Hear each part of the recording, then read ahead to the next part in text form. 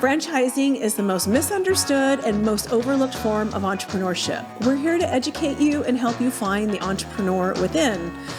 Franchising is not all about the French fries.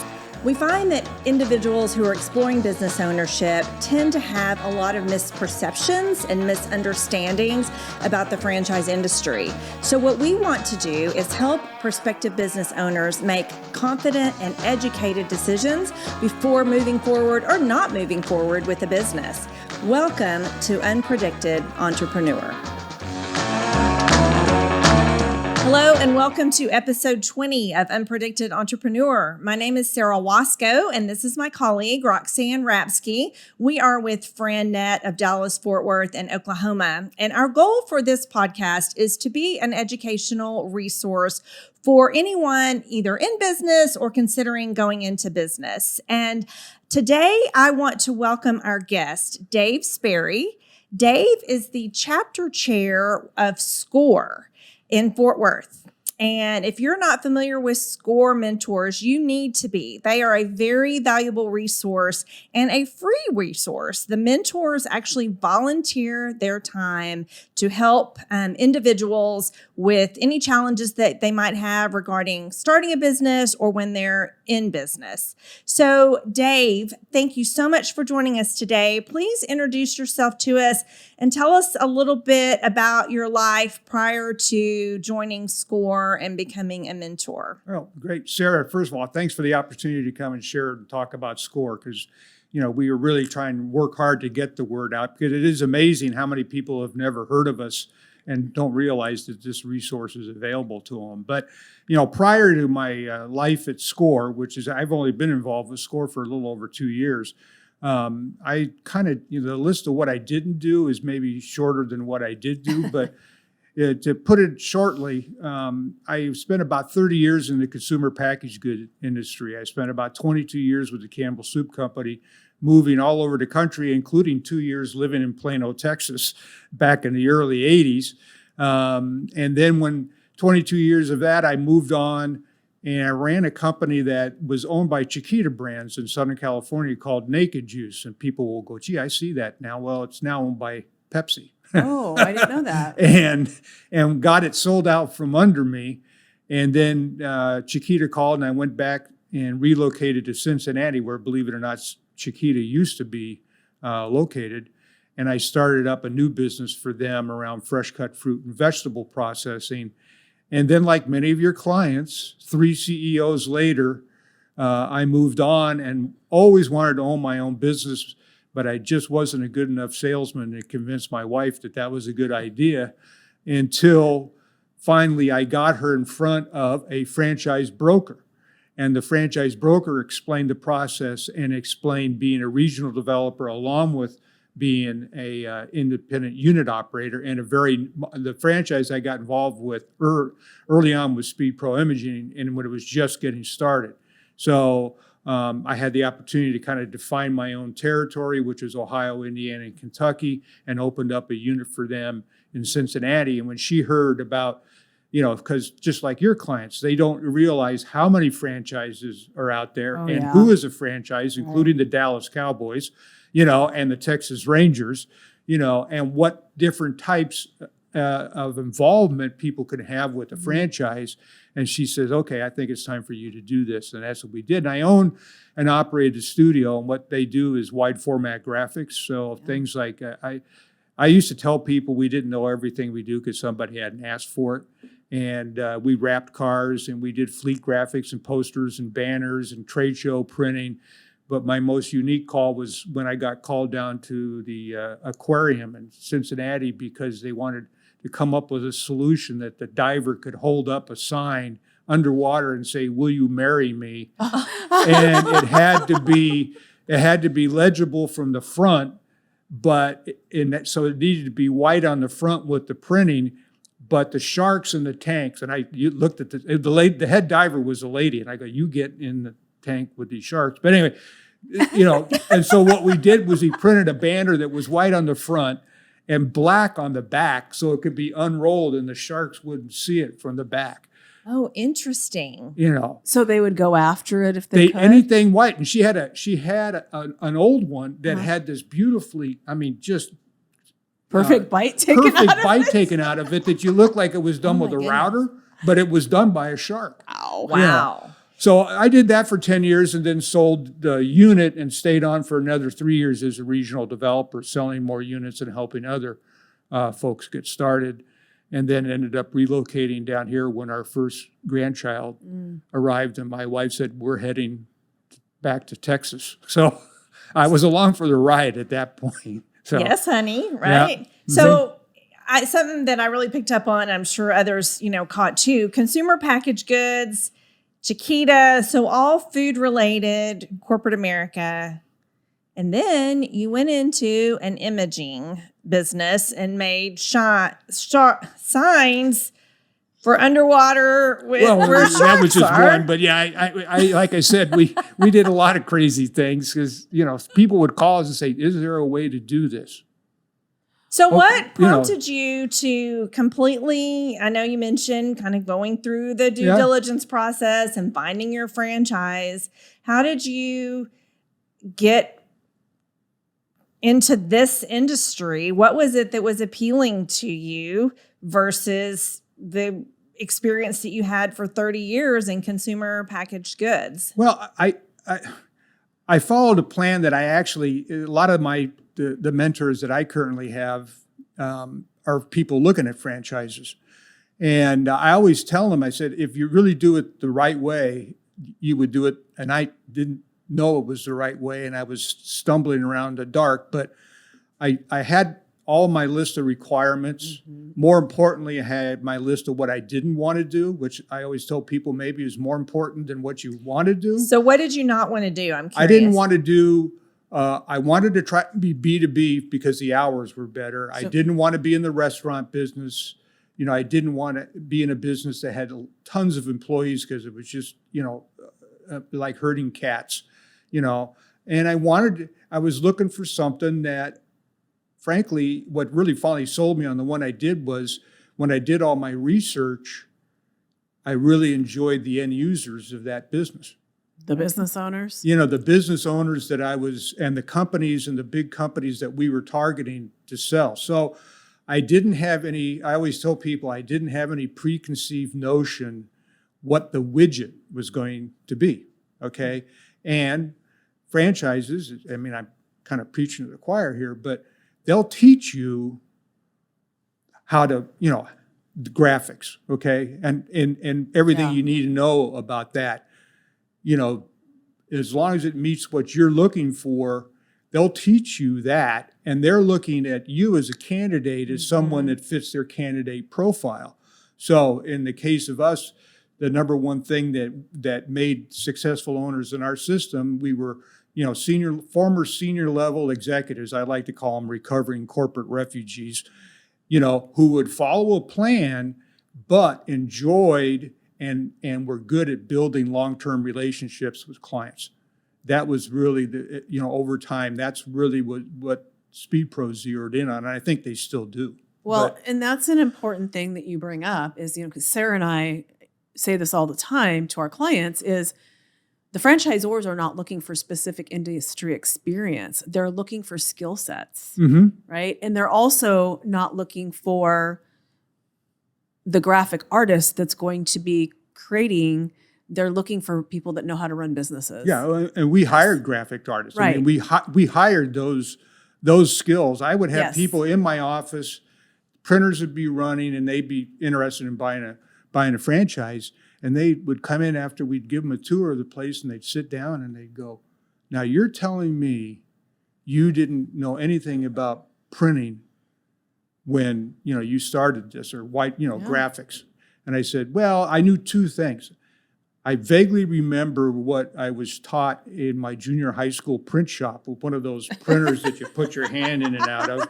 And then I would point to my little HP desktop behind me, my desktop printer. I said, I knew how to put the cartridge in that little printer. But I said, believe it or not, I said, that's a transferable skill to the big printers we have running out there.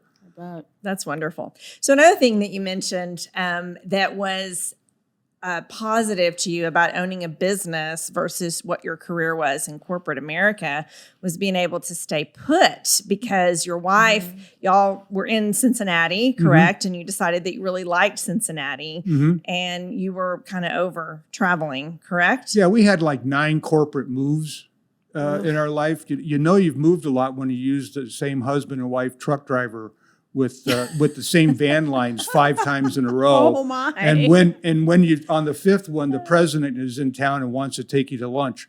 But yeah, we moved quite a bit and never really could put roots down. You know, you join a church and you really get to know people. We have a very long Christmas card list. But we said, and that was another thing that kind of drove us. It's time for us to stay somewhere, put roots down. And I got to tell you, owning that business really helped me do that. And I got a chance to meet and know people on a level I never had a chance to do before. Meet people, different types of people. I always said that, I was much more interested in small business owners and developing relationships with them than my former corporate people. Yeah. They're more genuine. And that was a real nice, positive thing because I owned the business and ran it there for 10 years, and we stayed on for another 2 years after that, but we had already been there for a few years. So that was the longest we'd ever lived any place, and that was a really nice byproduct of what we did. I think that's what a lot of our clients are looking for too. They've been, I go back to my corporate days, and you're at the office so much. You leave when it's dark, you get home when it's dark, and you don't even know your neighbors. And this really gives you an opportunity to be a part of your community and get involved. And like you just said, meet so many people and know other businesses and really know what's happening in your community. Funny story, when we lived outside of Detroit, my son's soccer coach found out that the house next to us was for sale. And he said, "Oh, we're going to go look at it because we like to live next to you." And we go, "Wait a minute, don't buy it just because we're here." And they did. And 3 months later, we walked over and said, we're moving. Wow. Yeah. So what you shared about really enjoying assisting those small business owners was a great background for you to become a SCORE mentor. Yeah, that made me grade A prime B for SCORE. Yeah, so tell us about SCORE. SCORE is SCORE is affiliated with the SBA. We're a group of volunteers, except for a couple of part-time administrators. We have, out of the Fort Worth chapter, about 60 volunteers. There's about 240 chapters across the U.S. And we volunteer our time, and I always say, to help people start, save, grow, buy, or sell a business. And we have clients that maybe we talk to once, and maybe they decide maybe they're not ready to do this, but we've had clients in the system for years. And now we are even moving on to develop some advisory boards for some of the established businesses that have been in our system at their request. And we now even have a group that will help people look at buying or selling a business. They can very quickly analyze what they're looking at or help them get set up and try and sell their business. So, we keep very busy, but, we always are trying to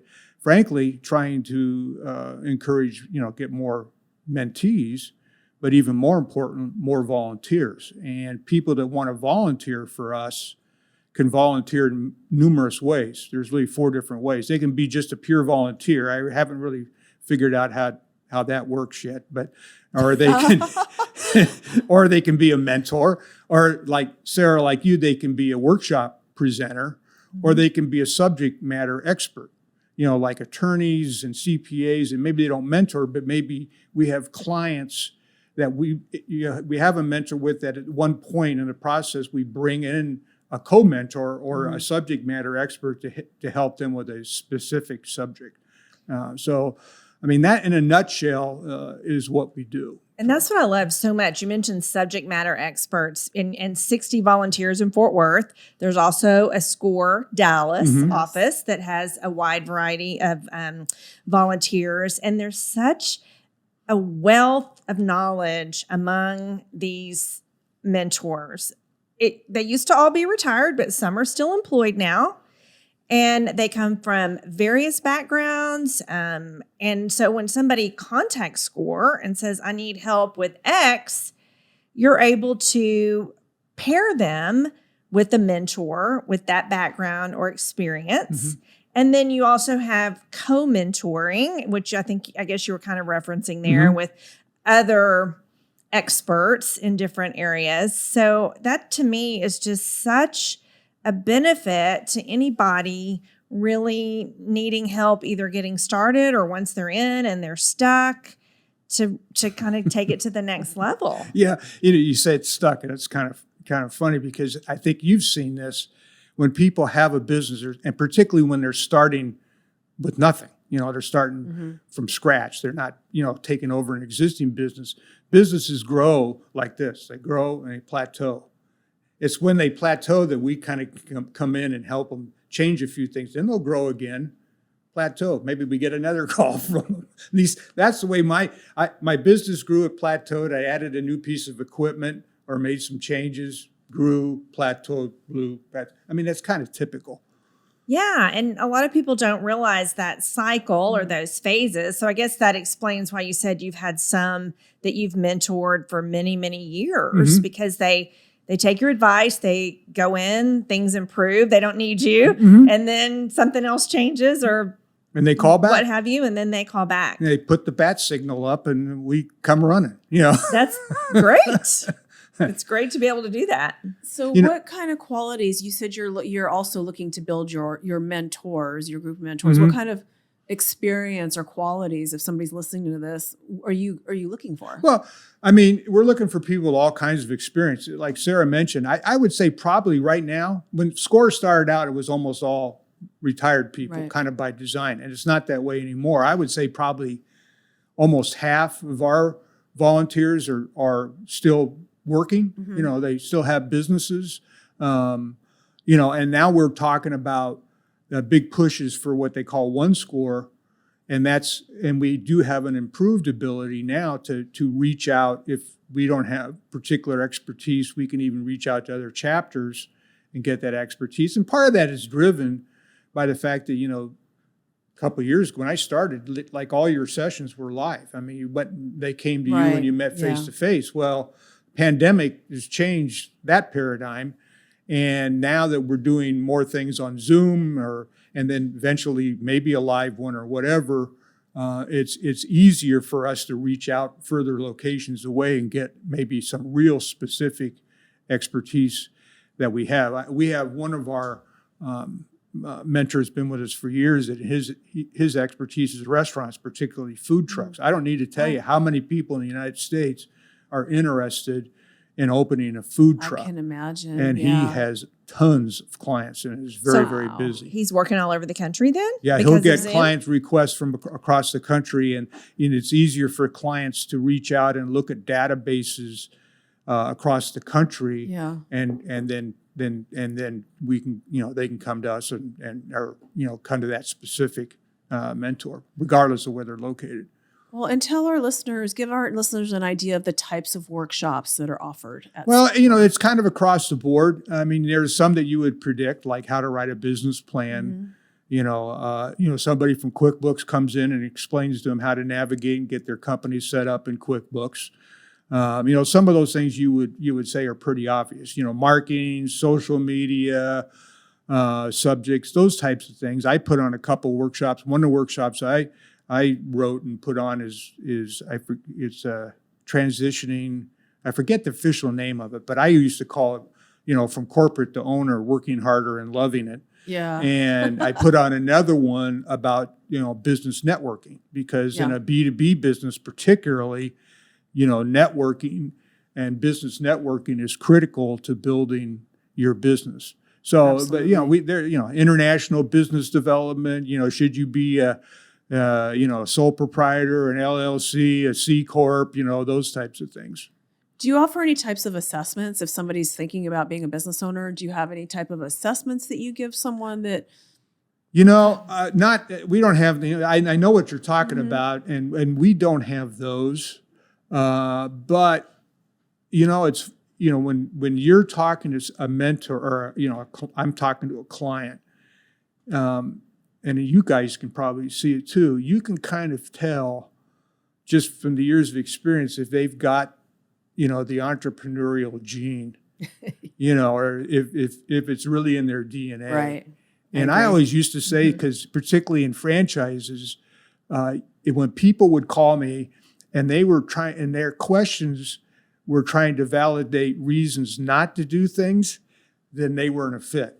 But if their questions were all trying to check boxes off as, this is why I should do it, then, you're on the right target. And, we get a lot of clients. I say probably one of our my biggest frustrations, and I think most of my mentors would agree to, is what, we really have to manage their expectations. And a lot of clients will call us saying, I got this business idea, but I need money, and it's like, okay, back up, or I want a grant, and I said, well, whether you want a grant or you want a loan, here are all the things you need to do. Business plan, you're going to have good credit. You're going to have to put some money in it yourself. And a lot of people don't necessarily want to hear that. That's not what they want to hear. Yeah. I'm sure you have to be the bearer of bad news. Yeah. We end up being the kind of the bad guy, because, you pick up the paper, you watch TV, and we got this, this business grant available, all these people and these markets. And they think, oh, gee, there it is. Free money. Yeah, free money. And right. That is available, but it doesn't change the requirements that you need to do and the preparation you need to do to get it. And that's where people like SCORE come in, and we help people do that. So it's like, slow down, we can help you do that, but you're not ready to apply tomorrow. So right. There's a whole list of requirements that make you eligible for these types of things. Yes. Yeah. Yes. And while you will give them guidance and direction on a business plan, you will not write the business plan. Absolutely not. them. No, absolutely not. We give them guidance, like you said, and suggestions and homework. And they have to be willing to do their homework. And some people, here again, some of those people, you give them homework, you never hear from them again. Well, that's, in a lot of ways, that's not a bad thing. They've just decided, I think I'll keep doing what I'm doing, Because it's hard. Owning a business it's is not hard. for everybody. No. It's not. And if they can't, we run into this a lot too. If they're unable to follow our process, they probably can't follow the franchisor's process. Right. If they're unable to take that very first step in getting their business off the ground, maybe being a business owner is not the best path and what's for them. the first rule when somebody buys a franchise? Follow the franchisor's plan. Yes. Right. And I don't know how many people in our system, they would get started up and running, and then one thing didn't work. So it's like, I got a better idea how this is going to work. And all of a sudden they're not following the plan, and that's usually a race to the bottom. You bought the franchise to get the plan. And that's what you bought it for. We tell them all the time, if you're not planning to follow the plan, don't buy the franchise. Yeah. You're the number one thing a franchise is looking for is someone to follow their system. And if you're not going to follow it, you're paying you're paying money for that recipe and that secret sauce. If you're not going to use that recipe or that secret sauce, don't pay for it. And obviously, the number one thing that I expected my franchisor to do was build and grow the brand and protect the brand. Yeah. And that's really the number one thing that franchisors need to be doing. Very true. And not everybody is, fit for franchising. Now, can you imagine Steve Jobs following franchisor's plan? I don't see it. Or Elon Musk or those. Those are pure entrepreneurs. Right. Yeah. And there's people that really need to be independent. Oh, absolutely. We know franchising is not a fit for everyone. Well, one thing I really want to do is congratulate you, because SCORE Fort Worth is chapter of the year out of 4 districts. So that's amazing. Yes. Congratulations for that. We're proud of that. It really goes on. My predecessor, Bob Sifferman, it was last fiscal year, and it was under his tutelage and the former executive team's tutelage. But, we hope to collect a few more of those in the upcoming years. So Well, you are very humble, but that was well deserved. You guys work really hard. You have a group of fantastic mentors. And if somebody wanted to utilize your services, how would they find out about SCORE Fort Worth? well, kind of like everybody else now, it's, the best place to go is to our website, which is, fortworth.score.org. And if you, click on looking for a mentor, and then you can start the process there. Eventually, you could possibly call our intake coordinator in our Fort Worth office, Joni Garza, and then she could even help them with that process and help them, if need be, try to find the right mentor. But you can do 99.9% of that all online. So Great. Yeah. And then, as we mentioned, there's a Dallas SCORE as well. There's also SCORE offices in Oklahoma. So you can just do a Google search and find the locations that are closest to you. So, Dave, thank you so much for joining us. Thanks for the opportunity. My pleasure. We appreciate you taking time out of your busy day. For our listeners that are tuning in, please continue to follow Sara and I on LinkedIn. You can find us there under Sara Waskow, Waskow, and Roxanne Rapske, Rapske. You can find us wherever you listen to your podcasts. You can also find us on our YouTube channel at Dallas of Fort Worth in Oklahoma. FranNet of Dallas, Fort Worth in Oklahoma. Thank you. Bye-bye.